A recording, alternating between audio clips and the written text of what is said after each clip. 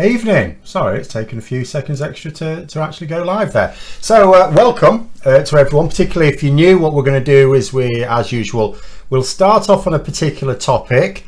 And I was reviewing it today. There's so many things happened today. Too many things happened today. So I thought we'd actually start off as a serious question. It cropped up actually on the member stream on Wednesday. Are there some Tory MPs or prominent Tories in whatever capacity, whether it be donors or whatever, are there some that actually now want to lose the next election?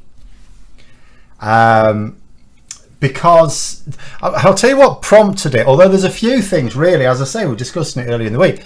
You know, there's Wes Streeting now, who's Labour's shadow health minister. And he's actually just straight up saying the Tories want to lose, because what he's noted is, so at the moment with the NHS, we have a terrible shortage of nurses and doctors. Now, a shortage of nurses and doctors is not likely to get any better if you then introduce a shiny post-Brexit immigration system that makes it much harder to recruit foreign doctors and nurses. You know, we have a lot of different nationalities working in our NHS, and it is now harder to do that. You can still recruit sometimes, but it is now much more difficult. So the mathematics is really simple. We need about 20,000 more doctors and 50,000 more nurses, and we don't have enough in this country. We find it more difficult to recruit from outside the country. So what is the solution? The standard Brexiteer solution is, well, we need more British doctors and nurses. Okay then, so that means we need to train more British medical students and student nurses, don't we? Yeah, absolutely. So what Wes Streeting is saying, so how come the government then, who insist they're going to recruit more doctors, have not removed the cap on places at medical school? You know, because of a direct government policy, we cannot train more doctors domestically. And what Streeting is saying, the reason why they haven't raised the cap, he thinks, I mean, there is another explanation, but it's fun to go with it. He's saying it's because the Tories want to lose the next election, and if they lift the cap now for medical places, say next year, it will mean those doctors qualifying in the next parliament. So basically what he's saying is, look, the Tories want to lose. The reason they won't lift the cap is because it means then these doctors would come online with Labour in government, and he's actually trying to screw over the country just to avoid the Labour government having the tools it needs to run the country properly. Now, it could just be politics, this, because there is obviously another explanation, which is that the Conservatives want to run the NHS down. They want to say how much money, like they'll say, oh, there's all this money for 50,000 more nurses and 20,000 more doctors, but we can't get them. And people will say, well, you need to train more. Well, we train them. Or you need to get them from overseas. You say, well, we've got an immigration system, which is a very fair points-based immigration system. It's well, how come it's not working then? You know, so, but there is obviously a school of thought that holds for some Tory MPs that it's not a bad thing to lose the next election, because they'll look at the situation, they'll think, look, they've come as far as they know full well that their policies are always bad for the country, always. The country has to be in a massive mess for the Conservatives ever to be the answer for it. But when it's a mess of their own making, it's not going to happen. And you're saying that, you know, you look at the situation, you think, so how are they going to deal with this thing? Their policies have now created a situation where we can't export as easily, so exports are down. It costs more to import. The pound is down against the dollar, so it's now more expensive to import, as well as, you know, with everything else. We can't get as many workers in, so businesses are going to fail. You know, we've refused to go along with Labour's plans for more renewable energy, so we're stuck When you've got a global squeeze on fossil fuels, we're in trouble because the Tories made us reliant on them. Tory ideology is an ideology that goes nowhere. And I firmly believe. So obviously I am a Labour supporter, but there's a reason I'm a Labour supporter, because I I fundamentally believe if you had a Labour government that let's say you had a Labour government that kept getting elected, it was elected for 30 years straight, I think, yes, they would become complacent, you would get corruption in there, there would be various problems that come with the fact that a party is complacent if it keeps winning elections. But I think fundamentally the main policies would work. They would be largely in the best interest of the country. All right. Wherever you have corruption creeping, there's always going to be a few inefficiencies. But the general ideology works for the long term, whereas Tory ideology doesn't. It always runs out of road. And this is what's happening again now. So there is an argument to say, look, because of Brexit and because of everything else, the next 10 years in this country is going to be dire, absolutely dire. Why not lose? Let Labour in. They probably won't win a large majority. They can, they'll tinker around the edges, but they won't get a lot done because they won't have a large majority to get a lot done. And Brexit constrains them. They're completely trapped. They can't just rejoin the single market. They can't just rejoin the EU. And it's nothing to do with what they're saying. Those processes are now tricky. They're not impossible by any means, but they are tricky. And then you trash them every step of the way. Every problem that then happens, which is really our fault, we will blame on Labour. They are the party of government. The media will make them take responsibility. At the next election, the Tories win power again, happy and glorious for another 10 years, blaming Labour for everything that's really their mess that Labour just didn't get around to cleaning up. There is an argument for that. The reason why I find it, or have found it, so difficult to come around to it is most Tory MPs could lose their seats. There'll not be a position where half of Tory MPs actually lose their seats. It could be like 100 odd that lose their seats, but it's which 100 odd. There could easily be 200 MPs who will have a fight on their hands. And any move to deliberately salt the earth is going to make that more likely.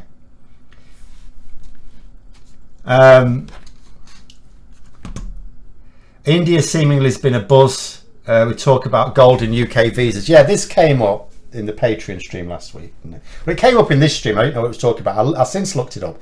So the golden UK visas, what these are, I don't actually know what they're supposed to be for, because it sounds like a fiddle. I actually looked them up on the government website. There's information there. What it says is it's for rapidly growing businesses to be able to hire the workers they need from overseas. And in order to be able to get this, so first of all, you've got to say, so to need this special visa, it must mean that the employee you want to employ can't get a normal worker visa, right? So straight away, we're talking about a foreign worker who cannot get a normal work visa to work in the UK. So this special case is supposed to be for fast-growing businesses. Well, why do fast-growing businesses need a special visa over, say, an established business that could still go under if it can't get enough workers? Then you look at it and it's like, so the Home Office has to add you to this list. So the government have to say that your business qualifies. And there's no clear criteria for this. So what it sounds like to me is a bit of a fiddle. So when the government wants to decide that certain businesses that may donate to them, for example, is pure speculation, they don't want them to suffer Brexit problems. They'll say, well, we've got this system, you see. It's like the VIP lane, isn't it? It's this special system that makes friends of the Tories exempt. You say there's not enough. Oh, this is a good point, Phil, actually. There's not enough senior doctors in the system to supervise juniors when it comes to doctors. This is the problem with everything. Absolutely everything right now. So there is always a danger if you suddenly need a lot more workers in any sector of the economy. You can't suddenly overnight get that many workers because, as you say, and I've mentioned it in the past, when it comes to like customs officials, you don't have the people already there to look after the ones who need I'm forgetting the words. I'm going to say indoctrination, but that's not the word I mean. What's it? I can't think of words. When you go to a new place and they have to give you your show you the ropes, but I can't think of the word now. My brain's melting. Every week there seems to be a word I can't remember.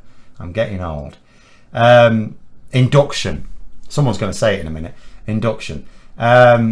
Yeah, so there aren't enough. I mean, I said this about the government's plans to make the Brexit borders work.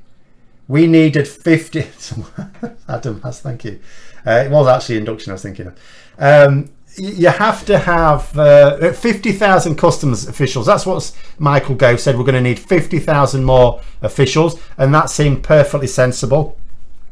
Not sensible to achieve, but in terms of the numbers of staff we would need to make Brexit work, and you can't get that many because there's no one to train them. There aren't. There's not no one. There aren't the numbers to train 50,000 completely new, inexperienced, green customs officials. So this is the situation. But the problem is, I mean, that's a situation where you suddenly had to grow the customs sector, which we haven't done. That's why we still don't apply proper customs controls, and we don't apply standards controls at all. No staff.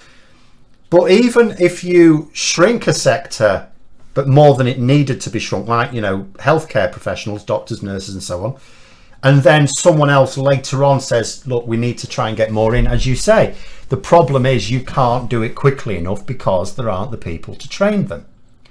But when it does come to doctors, we do have enough to train more than we are doing.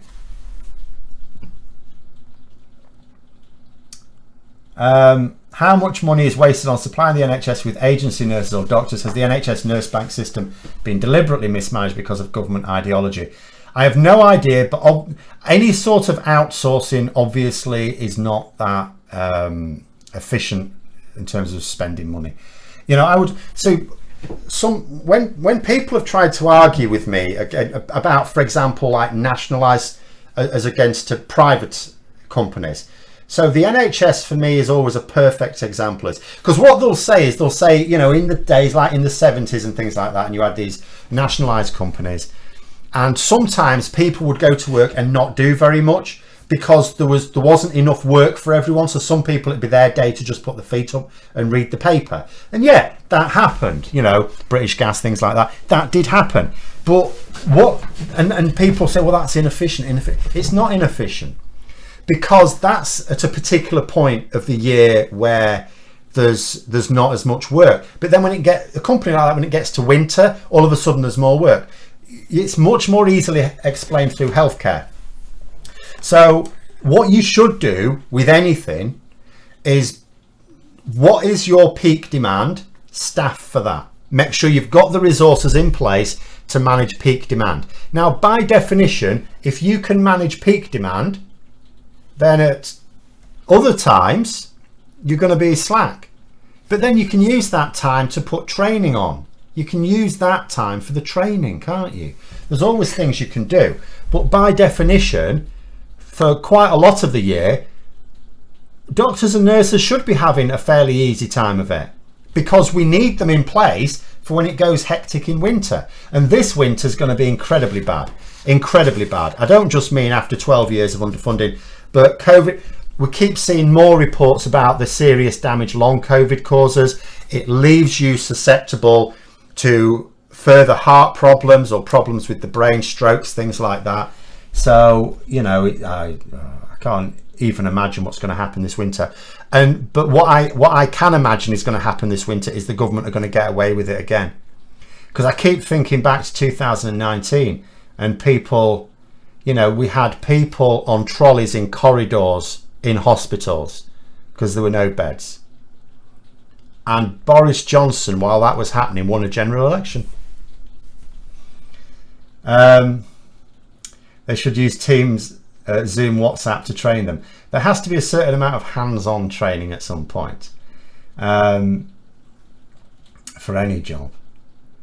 Because what essentially needs to happen, you have your theoretical training, you train for a job, as we all do, and that's fine. And then you try it out in practice, and all of a sudden it's not how you imagined it. So then you need someone to show you the practical steps.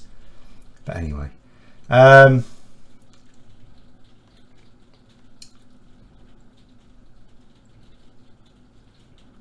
you say Labour only need one policy, PR. They should be shouting from the rooftops with a photo of the current Tory front bench. Yeah, but it's not. If it was as simple as that, they would be. They would be. Yeah. Like I've said before, there are people in Labour who don't want PR because they're quite comfortable being in opposition most of the time, and then every now and then having full power. Or Labour MPs who are in like safe seats in northwestern cities and so on, and they know full well if we had proportional representation, Labour would generally win more MPs on a more consistent basis, but Tory MPs would spring up in the most unexpected places. You'd have a Tory MP in Liverpool, for example. So they don't like the fact that all of a sudden in a PR situation, it's hard. It's not impossible, but it is harder to have a safe seat, or for as many people to have a safe seat in a very strong Labour area. But by and large, I would, in terms of the membership, I used to see quite a lot of objection to PR, even in times of opposition, and now it's just melted away. You just don't see it. Even after the 2019 general election loss, and I said at the time, there seems to be a real growing desire for proportional representation within the Labour membership. And you look on forums, there was always still the odd voice of dissent. I just don't see them anymore. I don't see them. But so it's a no-brainer if it were to be a vote winner in crucial seats. It's no good winning votes in some leafy suburb of Tory heartland. Winning a few votes there, that's who are really Lib Dem supporters. That's no use. You've got to win votes, have a net win of votes in the target areas, and it may actually do that, in which case they should adopt it, but they still should not adopt it now. It's very important to try and explain to people. I don't know whether Labour will adopt it. I hope they do. For me, it's the most important policy they can ever adopt, but it is absolutely vital they do not adopt it now. And the reason is because although the establishment are very fond of calling Labour the establishment, the actual establishment do not want it. The owners of the press, the Tories themselves, everyone that wants the Tories in government does not want proportional representation, because it would mean fewer Tory governments. It would mean probably no majority Tory governments, only Tories in coalition, and even then not as often. So they are absolutely apoplectic about the idea, and if you fire your warning shots now, you will witness 2.5 years, nearly 2.5 years of persuading the public that it would be undemocratic, expensive and complicated. So if Labour do decide to put it in the manifesto, say, it must not go in until that manifesto is going to the printers. Basically, they need their manifesto all ready to go to the printers. Then Keir Starmer needs to pop along into the office and go, I'm just going to add one little thing. And then off it goes. The least possible time for the Tory press to go mental over it. Am I going to vlog my march in London? I don't even know how to do that. I mean, come on. I'm already, there's a lot being asked of me here. I've already got to go outside of the house. That's stressful enough. I've got to go to London, which I haven't been for over 20 years. Is it raining where I am? Yeah, it is a little bit. Sorry, you can hear it on the roof. So yeah, and I I don't do smartphones. I have a smartphone for emergencies and stuff. So no, I may take some photographs. That's probably about as much as you can expect. And they won't be live tweeted. Polls aren't the ballot box. That outcome is not possible. What's this? Oh, I missed something. Max was talking last night about the latest polling that if it was an election now, Labour would have a majority of blah, blah, blah. Tories would reduce 150. Yeah, I don't know where that came from. I'll tell you what I did prepare in advance. I'll come back to this in a moment. So, modelling a likely general election result is incredibly I very rarely refer to things like this. In fact, I'm not sure I've ever referred to something like this in a video because it's a statistical nightmare. First of all, the modelling for this is from the New Statesman. The modelling is sound. It's actually not at all bad. But there are two things that are wrong with any model, and this is as good a model as you will find. And you'll notice this one does not predict. I don't know where this 100-odd majority comes from. It's not, no. This is based on the latest polling.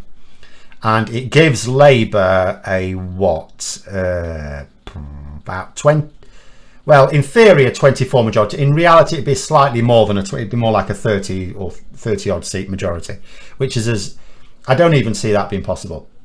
So, but the first problem with this is, although it has been refined by actual general election results and polling, and it's not a bad model, it's not polling each individual constituency and so on, or it's not enough focus on that.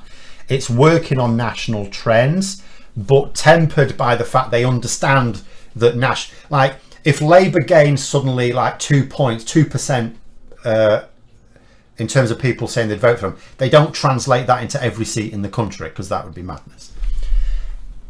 So it's as good a model as you can come up with, but it's not ideal. The second problem with it, is that we are not in a general election campaign.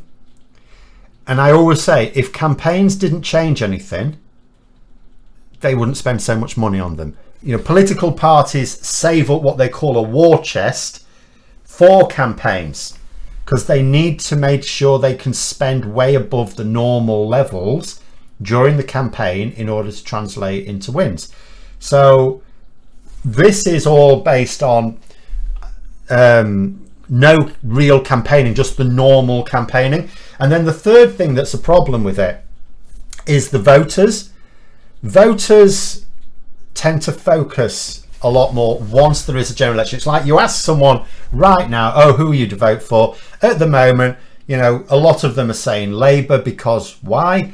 Because Labour have got this plan to freeze energy bills. People are worried about energy bills. The Tories are saying nothing at all. Or what's your plan, Tory government? Oh, we ain't got one.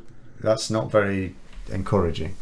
Whereas Labour are promising just to freeze the bills completely. People are being told their bills are going to go up nearly double in a matter of overnight in a few weeks, and Labour are saying it won't go up a penny with their plan.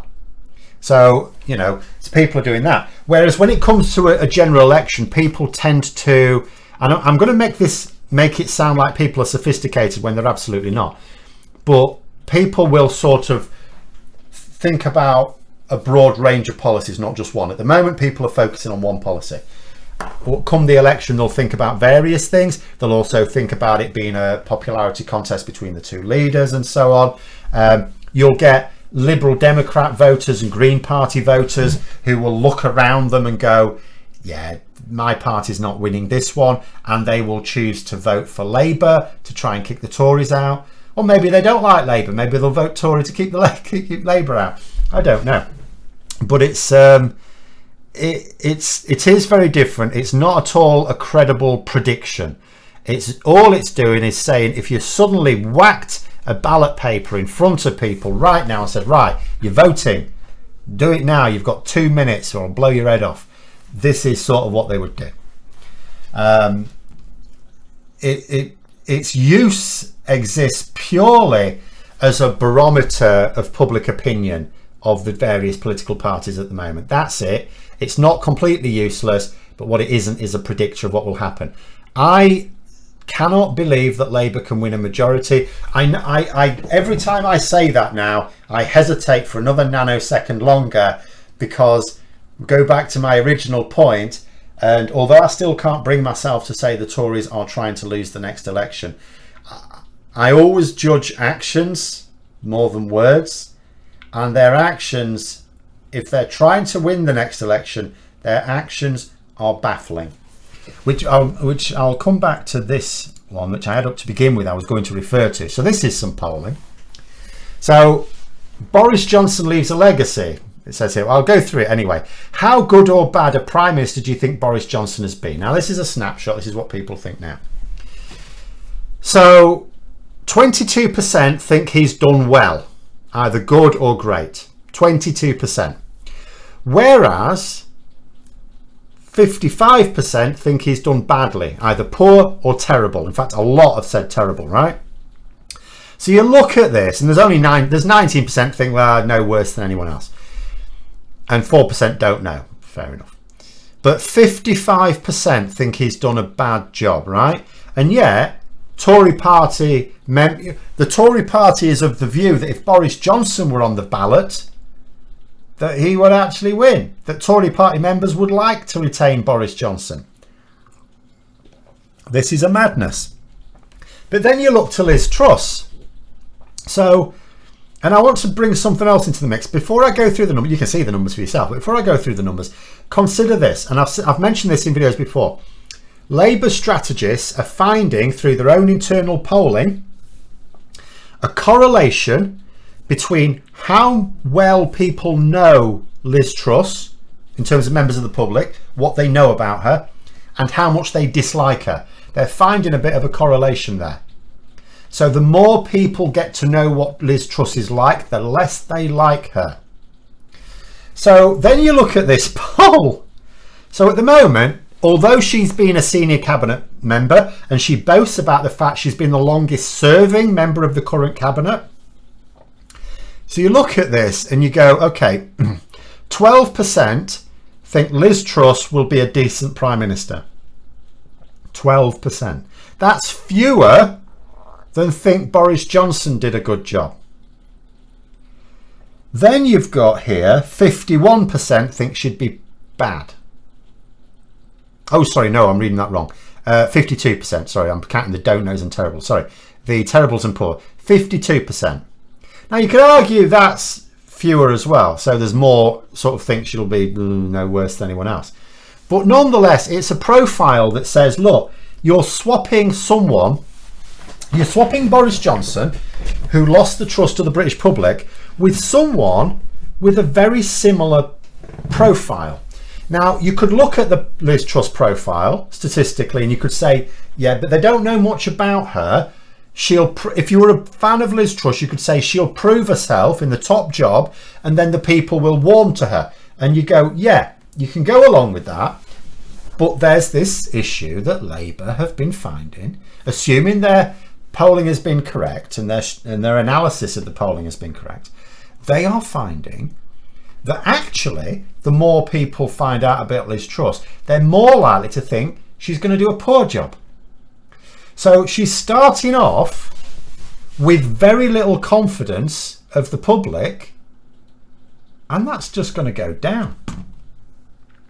Anyway, polls are misleading. Only a minority of seats ever switch. It's what happens there that matters. Boundary changes and ID will give the Tories another bunch of seats. Well, the boundary changes obviously are intended to give them several more seats. It's certainly going to make it easier to win some seats with a smaller share of the vote. I will say on the voter ID thing, though, that could bite them on the arse.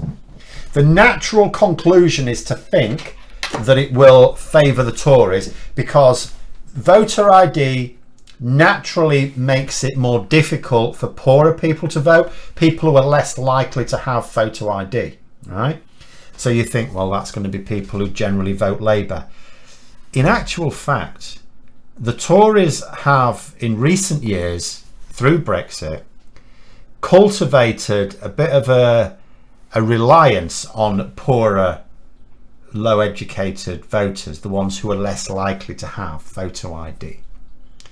And when I say less likely to have photo ID, I mean and have it on them. Because here's the thing. You might have, say, a passport, and that's fine. That'll be valid. But you're not in the habit of carrying a passport around with you.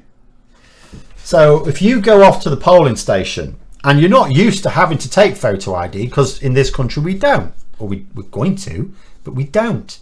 We haven't had to up till now. And you pop along and you haven't got it with you. Now, in theory, you could go, oh, I ain't got it with me. I'll just pop, because it's not, you know, your polling station's not far away. You could go home and come back. But when they've done trials, they've found that when people go along and have forgotten their ID, only 30% go back. So, you know, it is going to disenfranchise those. But the Tories have been making a bit of a thing of attracting those sorts of voters. Whereas Labour have been increasingly attracting the more educated middle class voters who are likely to have a driving licence, a photo driving licence, which you do tend to carry around with you. You just keep it in your wallet. So it's obviously intended to screw Labour over, and it might have that effect. But when you look at the sort of demographics that the Tories have been appealing to and Labour have been appealing to of recent years, it's the sort of thing that could actually bite the Tories on the ass.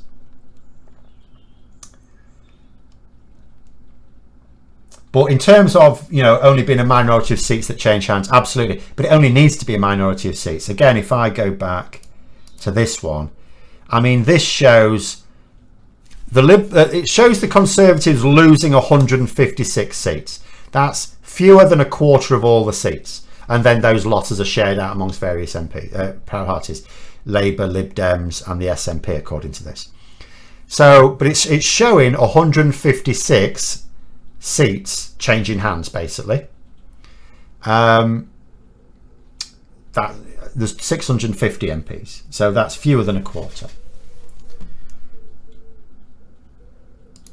But it is all it needs to be. It's all it needs to be.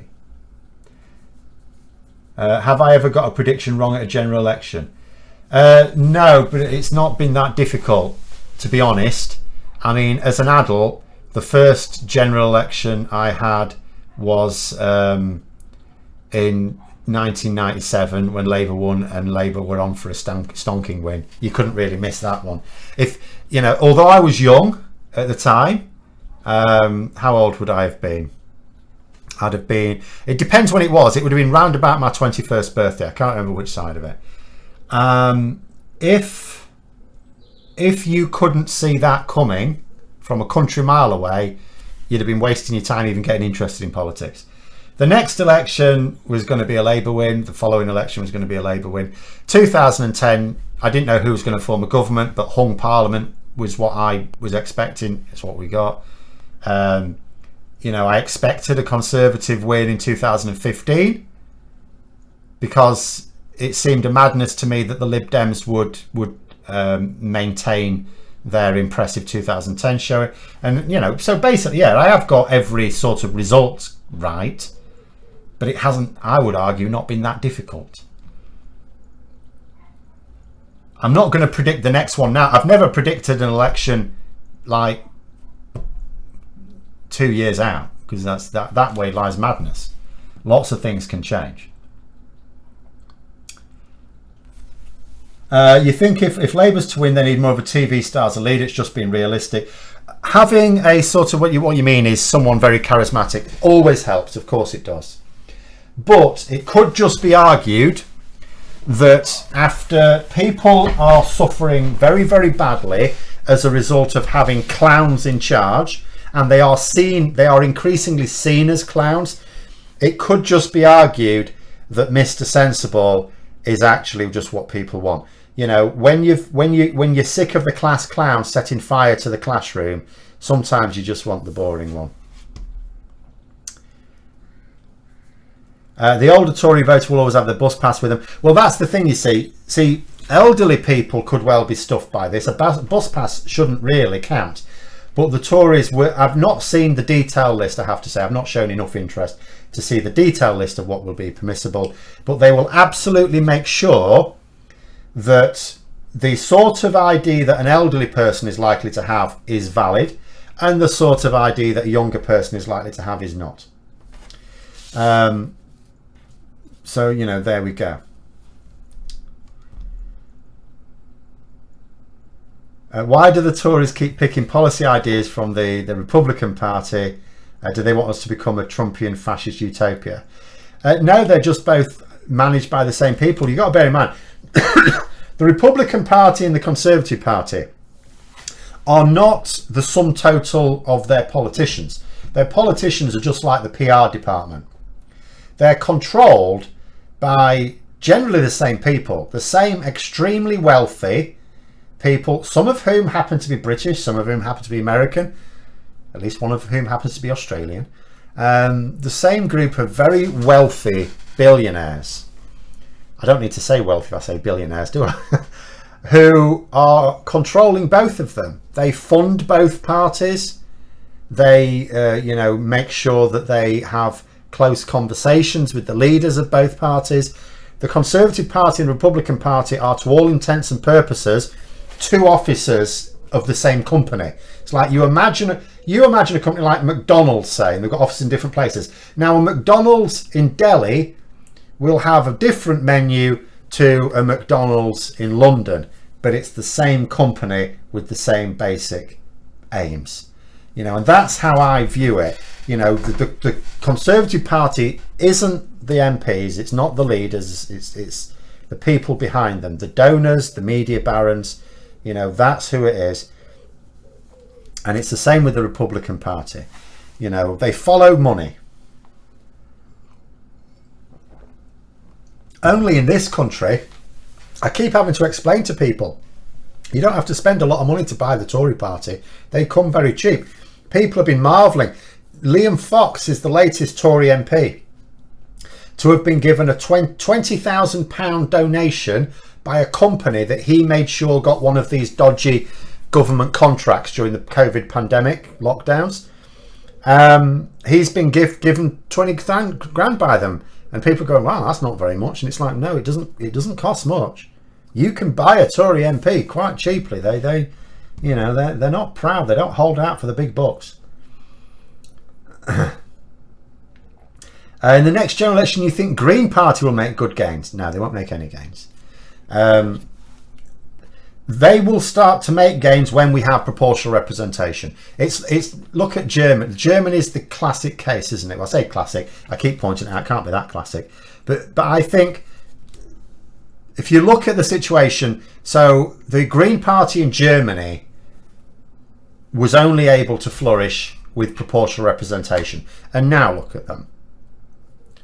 You know, the same thing I strongly suspect would happen in this country if we had proportional representation, but it cannot happen beforehand.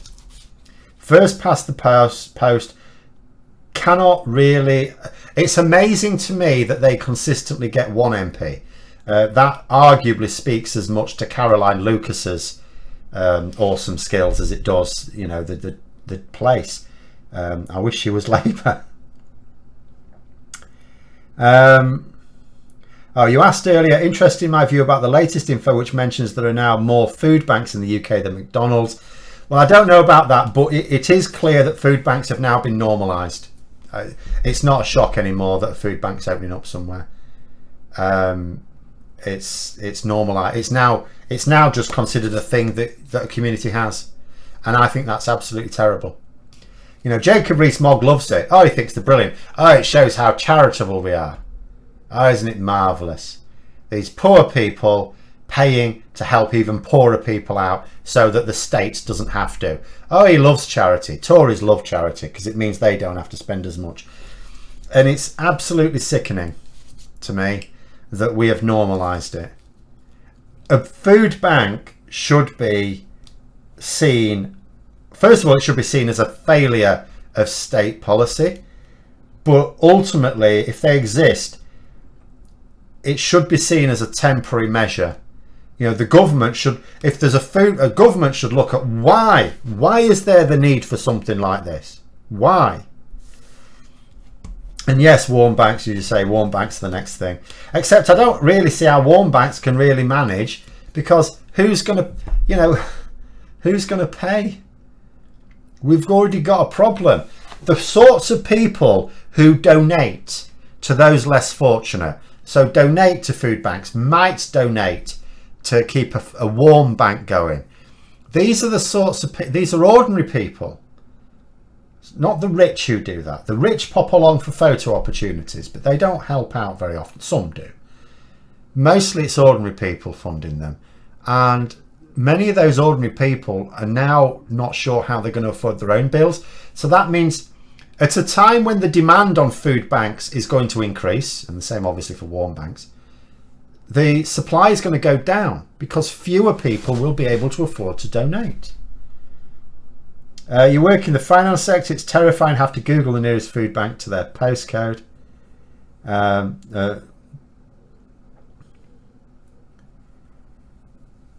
Well, it's the sheer scale of people. See, you look at the way that energy bills are going to go up, and you keep thinking, when you talk about this cap going up, and you think that's for average energy consumption. Some people have above average energy consumptions, and they may have above average incomes, but not necessarily much above average incomes. What did I say? What did I work it out at? Something like, give or take a few percent, because I can't remember, it's 170, about 180%. The energy bills are going up 108% as compared to this time last year. And you look at that and you just think, that's unaffordable for some people. Because it's not in isolation either. Food prices have gone up. Fuel prices have gone up. Over the last couple of months, they've come down a bit, but they're higher than they were last year. So they've overall gone up.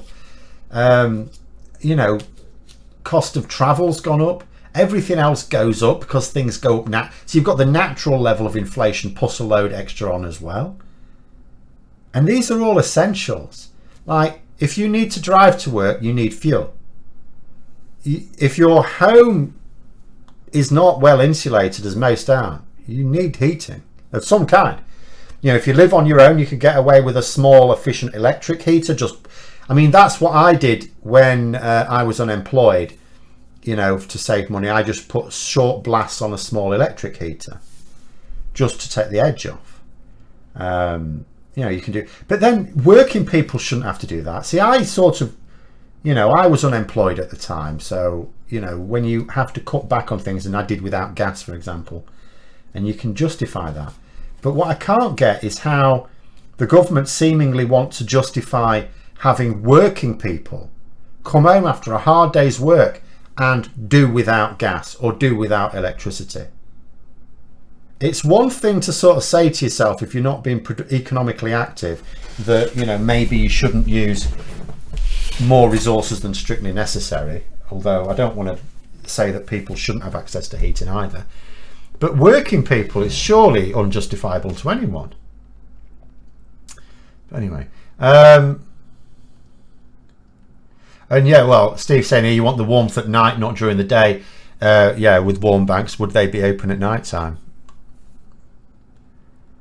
In fact, arguably, it might be cheaper to open them up at night time, assuming there's no power cuts. Should have seed banks and people should grow their own food. Been trying for years to build a company around this, but ignorance and indifference have scuppered my projects. Thing is, though, there's a lot of people will not have the time. People are much busier these days. Many people will not have the resources. Most people live in cities. They don't have a garden. I know some houses in cities have a garden in like the suburbs, but a lot of people who live in cities do not have a garden. They don't have room to grow. They don't have the time to grow. What we actually need is, we could argue for more efficient farming. We could go down the Netherlands route, but ultimately what we need is to make sure that the government should be in charge of utilising our resources efficiently for general use. Because the whole point of a society, the idea of growing your own food is this idea of self-sufficiency or a certain level of self-sufficiency. That is inefficient. That makes no sense. The whole concept of society is you have a worker who has a particular skill and their product, they do this. That's their contribution to society. It might be that they make roads or they make cars, or they're teachers or they're doctors or lawyers. They contribute a thing to society, and they get money for it, which is the universal currency, which allows them to buy the things that they are not skilled in doing for themselves. It's not an efficient system to make people self-sufficient and to do their own thing. You need to manage the whole society to make sure that everything has what they need. I think August rain has arrived. It's been a little bit cooler. It has been a little bit mad though, because in the last week, what's happened is I've come here in the morning and it's been cold, so I've had my hoodie on. And then around about noon, it gets too warm, so my hoodie comes off. And then by late afternoon, it's been warm and the fan's been on. But at some point, it will just be cold, and then we'll be okay. Hopefully, I won't be in here in winter.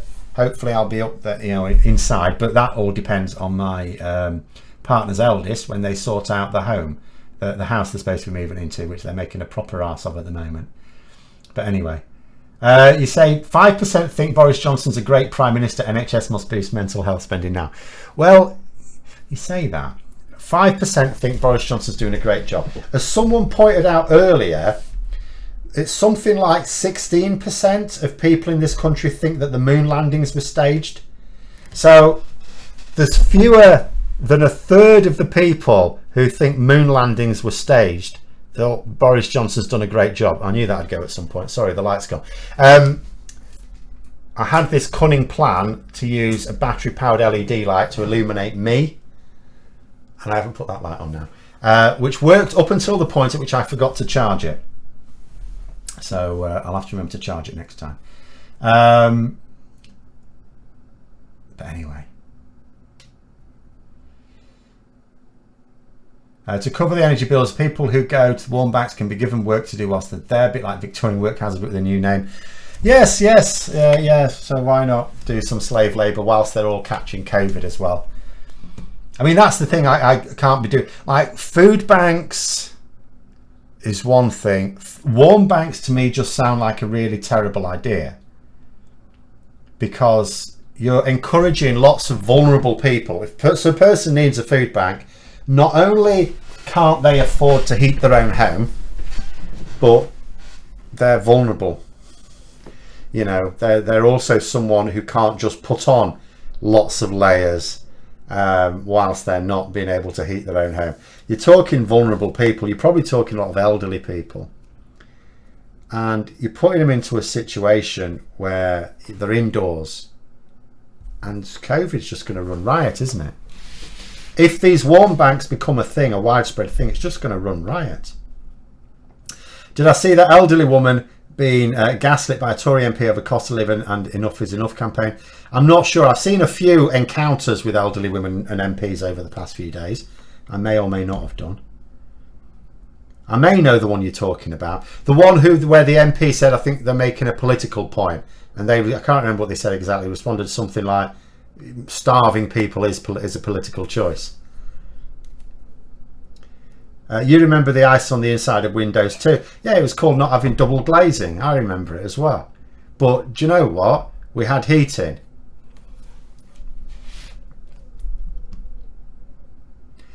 Kids should grow food so they know the food doesn't come from a drive-through. You just need to visit a farm. Like when I was at school, we had a pig. It wasn't there when I finished school. I can't remember how long it was there. When I went to comprehensive school, there was actually a little tiny farm. It included a pig, a big old pig. But it's actually quite weird. Where I grew up, there was quite a lot of farms, but they were sort of declining as I was growing up. So the place, the street, it was a close really, where I grew up was actually a farm that had closed. They built houses on it. And various farms, as I was growing up, just sort of disappeared. But there were farms around us. But if you're in the middle of a city, you just go to a visit. You go on a school visit to a farm, and you go, that's where your hamburgers come from. That's where your bacon burgers come from. That's where your pizza comes from.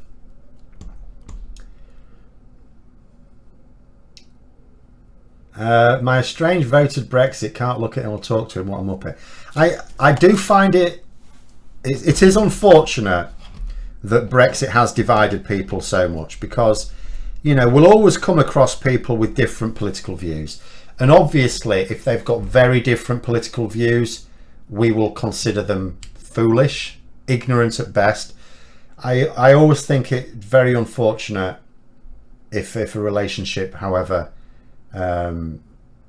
is completely, like, irrevocably destroyed by a political point of view. And the thing is as well, we sort of need the people who voted Brexit, we sort of need them on side, because we're not going to get back into the EU without those same people, or at least a good chunk of them.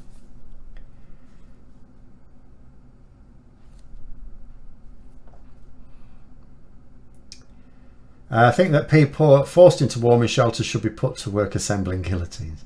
Yeah, people keep saying this. I don't think it's really an all solution. Like, you don't, like I keep saying, you don't need, I know it's only joking, but you don't need things like that when you actually, I mean, we still do have a democracy. It's barely functioning, granted. It's barely functioning. But why do we say that the democracy is failing?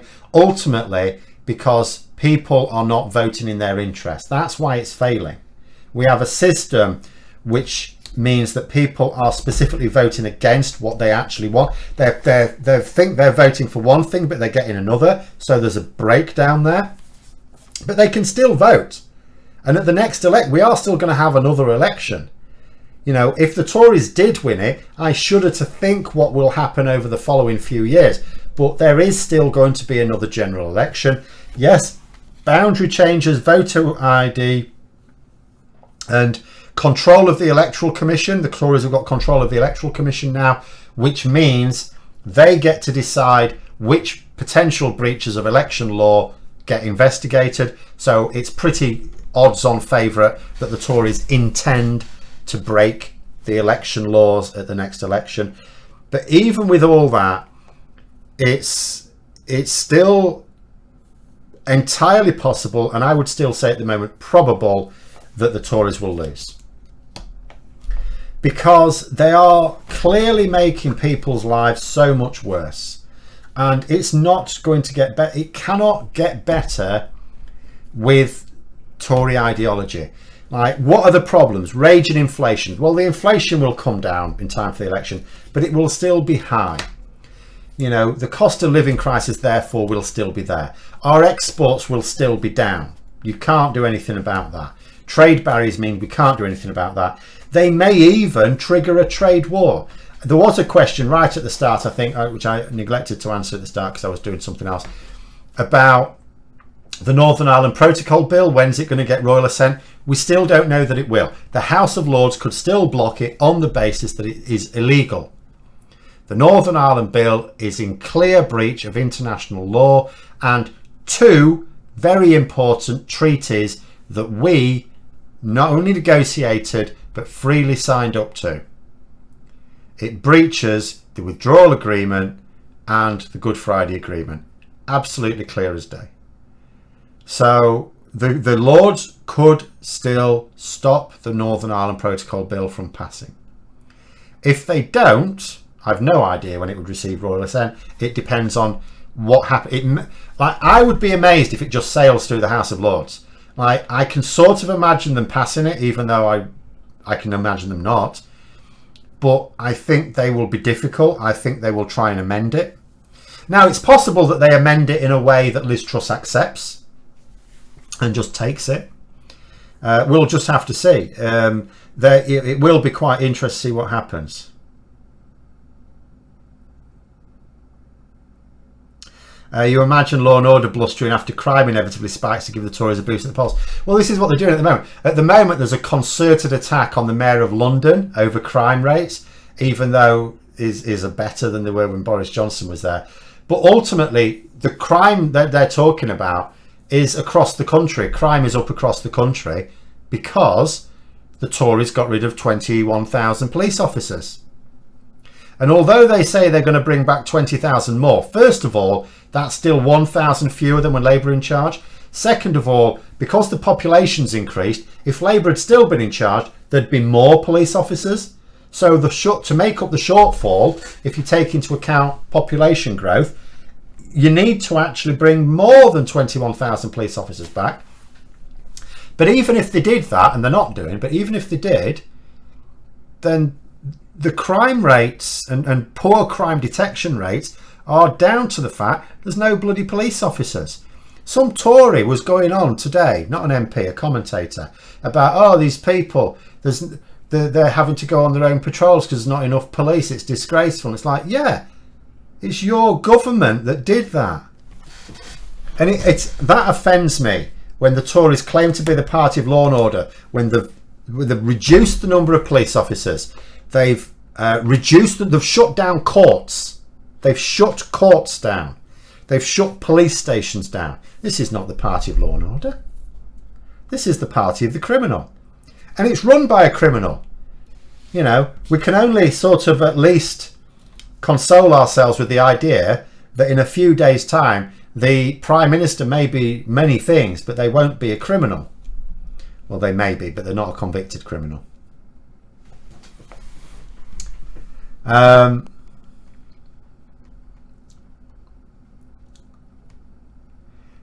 Changing the subject, did I notice that Putin didn't attend the funeral of Gorbachev?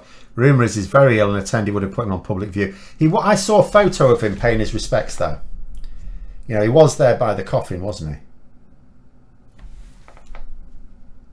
he? He may not have attended the funeral. To be honest, being perfectly honest, like Vladimir Putin wouldn't really like Gorbachev anyway, because, you know, Gorbachev was, for Putin, was the equivalent of the German generals who, the German government that surrendered in World War One. You know, Gorbachev was the one whose policies, not intentionally, but inevitably, first of all, they were the very furthest things from authoritarian, and they inevitably led to the breakup of the Soviet Union. Sorry I'm late. What did I miss? Everything, actually, because we're nearly finished. But it's all viewable later. Well, in fact, immediately. Putin stood by the coffin alone. That was okay. Yeah, well, yeah. I don't think Putin is very keen on having people around him, because there's this terrible epidemic in Russia of people falling out of windows. It's all the time. It's like falling out of windows seems to be contagious in Russia.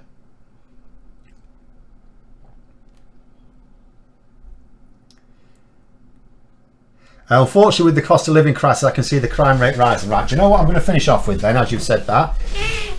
Where I am, and it's not a deprived area by any means, but where I am, there's been a massive spate of very, very violent crimes. There have been multiple reports. Like, if you saw one report, you might think if someone was like making it up a bit, but there's been a lot of reports of attempted carjackings. And when I say that, I don't mean people just trying to sneakily nick your car. I mean people with crowbars trying to get the keys off you and pull you out the car and take the car. There's been reports of people just going up to the front door, knocking on it and threatening with a weapon if you don't hand over your car keys. There's been loads in the last week. You know, my partner, who keeps an eye on like the community media, there's been a huge number of people reporting crimes like that. And it brings me back to a student I taught a lot of years ago now, when I was a relatively young teacher in an FE college. And he described how he knew people who, when it came to winter, and it doesn't matter whether I believe this person or not, you can sort of imagine the motivation. And he said that, and this was, never mind now, you can imagine the situation. There were some people whose lives were so screwed up, they were never going to get themselves into decent employment. Their life was just buggered. And you'd get to winter and it'd be like, even then, at any time, if you're on benefits, you can't really afford a nice winter. So as far as they were concerned, it was like, right, two options: try and steal, and if you get caught and end up going to prison, well, then you've got your meals paid for, you've got your heating and all the rest of it. And you can imagine the situation now with people whose lives are so buggered, they really, all they want or all they need is just some security. And I'm not trying to make out these people purely in victims terms, because at the end of the day, most people wouldn't turn to violent crime anyway. But at the same time, you can imagine the profile of someone. They cannot get through this winter. So what are they going to do? If prison's not a problem for them, if they don't view prison as a big deal, because if their life is so bad that they see prison as, well, you'll be warm, you'll be clothed, you'll be fed. You know, if that's what they see prison as, then of course, why wouldn't they be absolutely brazen and try and just steal as much as they can to get through the winter? And if they get caught, doesn't matter. In fact, one of the people, and I talked about that, my partner, it's on media, they had a Ring doorbell, like we've got a Ring doorbell, except they pay the subscription so they can actually get photos on it. And one of the people, when they'd actually fended off the burglar and managed to shut and lock the door and call the police, they were there on the camera, full face and everything, swearing at sticking two fingers up the camera. This is someone who doesn't care if the police know who they are. And it just as soon as I saw it, I just thought to myself, you know, back to that story about some people who they don't care whether they see no real difference in staying at home but having got enough money to get themselves through the winter, or just spending that winter in prison, or indeed the year in prison, whatever. You don't have to worry about bills. And I just thought, you know, I saw that fella swearing at the camera, thinking, well, the police have got your image now. And it's like, he doesn't care, does he? He's not bothered. He's not bothered. He'll happily go to prison and come out and do the same thing again when life gets tricky. But anyway, on that cheery note, will Truss survive more than 9 months as PM? I can see her not being deposed before the next election. If the Tories try and get rid of her before the next election, as far as I'm concerned, they are actually trying to lose the next election. In which case, they might as well keep her. I actually don't know. I don't think they'll try and get rid of her, but who knows? We are in for a very bumpy 2 years. An incredibly bumpy. This is the death throes of the Tory party in government. It's their absolute death throes. They are cornered and desperate and will stop at nothing. They're basically like those people, aren't they? They're like the people who see no difference between prison and just stealing what they can. So they'll be blatant, they'll be incredibly violent, they'll take incredible risks because they don't care about the consequences. They're basically Tories. But yes, cheery note, we will end it there. Thanks very much for coming on, everyone. Have a good evening, and we'll be back on again next week. Actually, no, I won't be back on next week because I'll be pissing about in London, won't I? Or trying to get back from London, more specifically. So sorry, there won't be one next week. Week after. But have a good evening, everyone, and until next time, I'll see you later.